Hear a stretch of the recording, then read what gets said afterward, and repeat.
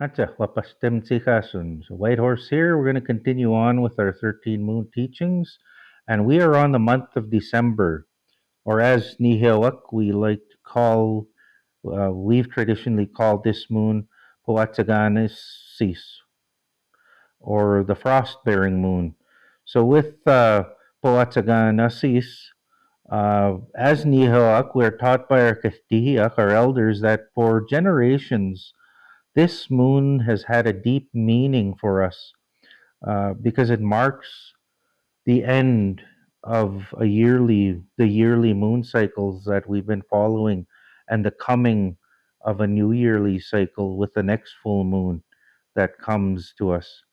So at this full moon, we are taught that to prepare for the next full moon, because that full moon cycle is going to be particularly draining at us.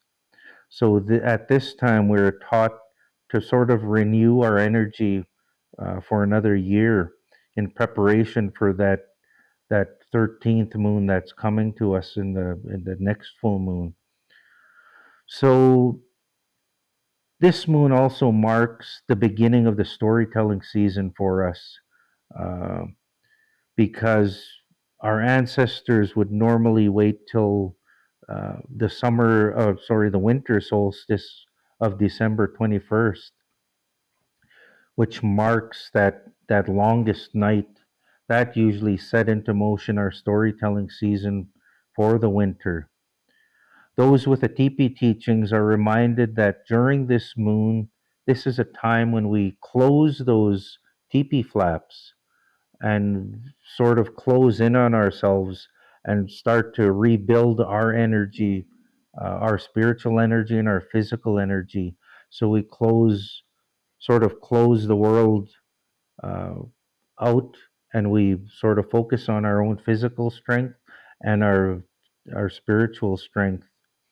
But it's also a time to really also strengthen that wakomaganak, our family, our relatives, and strengthen our kin, strengthen our connections to them. Although this time we were taught that it's really a time for self care and self healing. We're taught that our families and our loved ones provide us with strength and comfort when we need healing. And at this moon, our elders teach us that it's a time to remember that if we don't care for ourselves, we don't have the strength to care for anyone else. So if we're not taking care of ourselves, then we're in no position to help anybody else. So it's a time to be reminded of that. So as this marks the beginning of storytelling season, we're taught to remember that we need to go tell our stories, tell our legends, visit, laugh, have fun, but most of all, heal our spirits and gain strength during this moon cycle.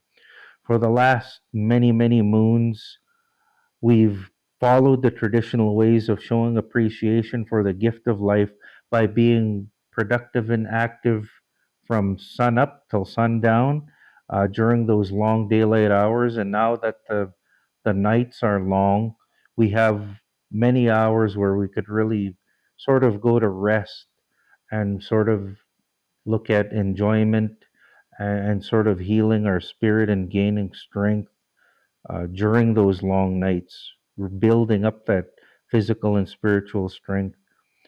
So, storytelling, visiting, laughing, or just relaxing alone to allow that mind, body, and spirit to rest and regain strength. The water teachings with this full moon of December, we're taught to gather the healing energy from Nochum Tipskau Pisum, Grandmother Moon, that will help us to heal ourselves when we're drained from helping other people. So when we help others,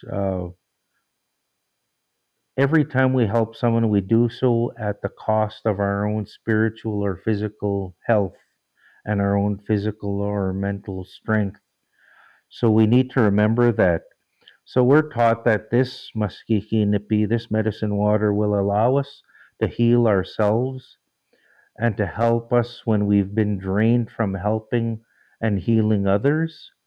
So our elders remind us that we need to take time to heal ourselves sometimes, and that learning to do that is a skill that needs to be learned, because most of us, we don't naturally do that. We need to be taught how to do that, but we need to learn about self-care and healing ourselves, and it's during this moon that we're encouraged to do that.